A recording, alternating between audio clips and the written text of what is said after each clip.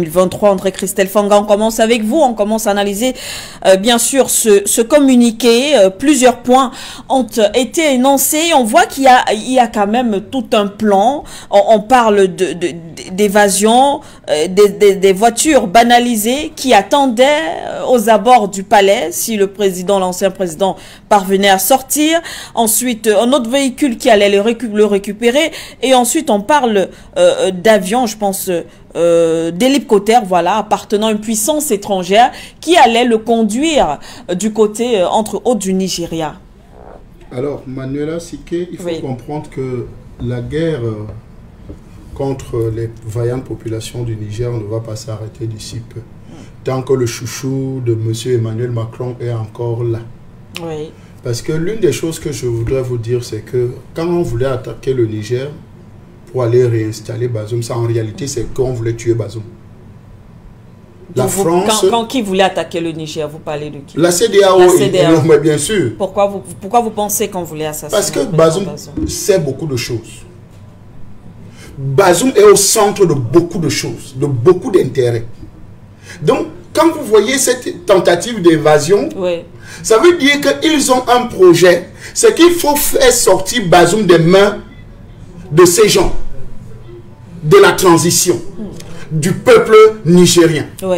Parce que si on ne sort pas Bazoum, à un moment donné, Bazoum va craquer. Et si Bazoum craque, ça veut dire qu'il va donner beaucoup d'éléments. Une légère digression. Vous vous souvenez de Kimba Fori Sorogio? Oui, bien sûr.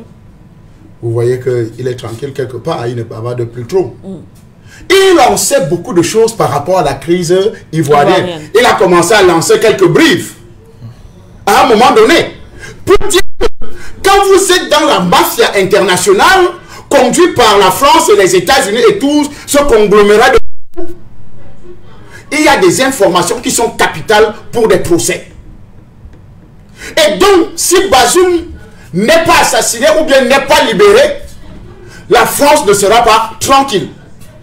Parce que si aujourd'hui, le procès de Bazoum se met en place au niveau du Niger et qu'il commence à déballer, parce que, juste une légère information, dite par Bazoum lui-même, si Bazoum vous dit simplement d'abord que les terroristes sont plus armés.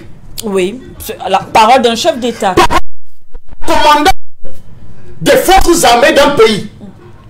Vous dites que non, les terroristes sont plus armés. Et en plus de ça, en dehors de ce que les terroristes, n'est-ce pas, qui sont plus aguerris, plus armés, plus forts que l'armée régulière capture quand même, neutralise quand même quelques terroristes. Et on les amène, on les met en prison au Niger. Monsieur Bazoum négocie quand même un traité pour libérer les terroristes de la prison au Niger. Vous comprenez quelque chose à ça? Vous comprenez que le mal est profond. Il y a quelque chose. Parce que si Bazoum commence à négocier, et la preuve en est, le général Tchani est allé voir plusieurs fois Bazoum quand il était au pouvoir. Quand il avait décidé de libérer, parce qu'il a libéré une bonne quantité, il voulait encore libérer une bonne quantité de terroristes. Le général Tchani allait le voir. Monsieur le Président, ne faites pas ça. 2 fois, Monsieur le Président, ne faites pas ça. Parce que en réalité, c'est pour ça que Bazoum est allé faire cette interview. Pour essayer de justifier les contrats qu'il avait avec ses amis et les terroristes. Pour essayer de donner les éléments, n'est-ce pas, pour qu'ils puissent libérer les terroristes. Pour essayer de dire que non, si je libère les terroristes, c'est parce qu'ils sont très armés, ils sont forts, et comme nous n'avons pas assez de moyens, et en plus de ça, il y a un gros financement qui est venu des États-Unis, vous le savez, lors d'un sommet où Bazoum était présent. Les États-Unis ont décidé d'apporter, n'est-ce pas, des moyens au niveau de l'armée du Niger. Vous vous souvenez des déclarations du secrétaire général des Nations Unies, M. Gutiérrez. Donc, vous comprenez qu'il y a quelque chose de profond. Donc, s'il y a une envie véritable de libérer Bazoum ou de l'assassiner. Parce que des gens ne peuvent pas continuer à rêver à un possible retour de M. Bazoum au pouvoir. Parce que Gutiérrez rêve toujours que Bazoum va revenir au pouvoir. Les États-Unis sont toujours en train de rêver que Bazoum va venir au pouvoir. La France, alors plus grave, Macron sait que Bazoum va revenir au pouvoir. Donc, il suffit juste d'endormir un peu les autorités de transition, tout ce qui est en train de se faire là. Ouais. Il faut les endormir. Parce que quand la France manque déjà d'abord sur les chiffres des soldats qui doivent quitter le Niger, vous comprenez qu'il y a un plan bien ficelé. Comment une puissance étrangère peut apprêter 2 hélicoptères pour porter des gens? Ouais. Ça veut dire qu'ils ont des complicités à l'intérieur. Ça veut dire que la Légion étrangère est encore active. Et je voudrais rappeler dans votre émission, quand nous parlons de la Légion étrangère, ou bien des soldats français, la plupart des gens pensent que les soldats français sont seulement des blancs. Bien sûr. Donc, vous allez, quand on va voir, on va parler de l'armée française, on va seulement voir des soldats blancs. Non! Là, au sein de l'armée française, il y a la Légion étrangère. Et la plupart, la Légion étrangère, c'est composé de Noirs africains. Donc vous allez retrouver Sénégalais, Guinéens, Ivoiriens, tout ça qui sont dans l'armée. Et je vous ai pris un exemple dans une de vos émissions ici. J'ai dit, la Légion étrangère, un exemple de soldat de la Légion étrangère, Mamadou Doumbouya,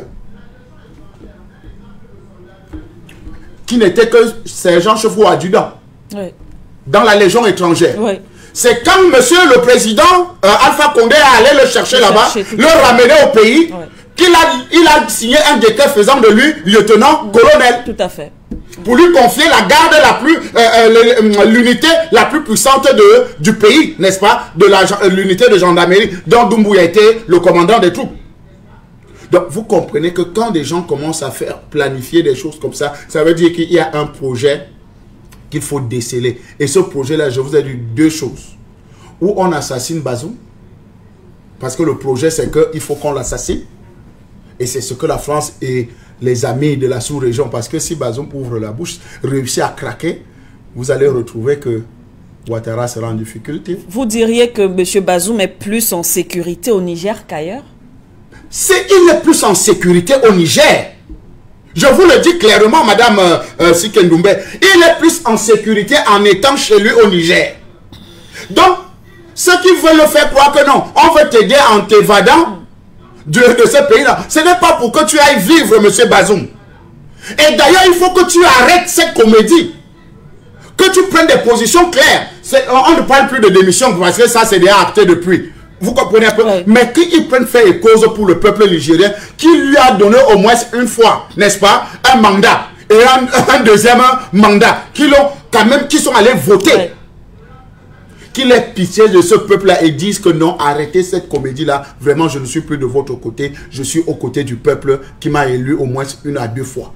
Je pense que c'est quelque chose d'humain et de raisonnable.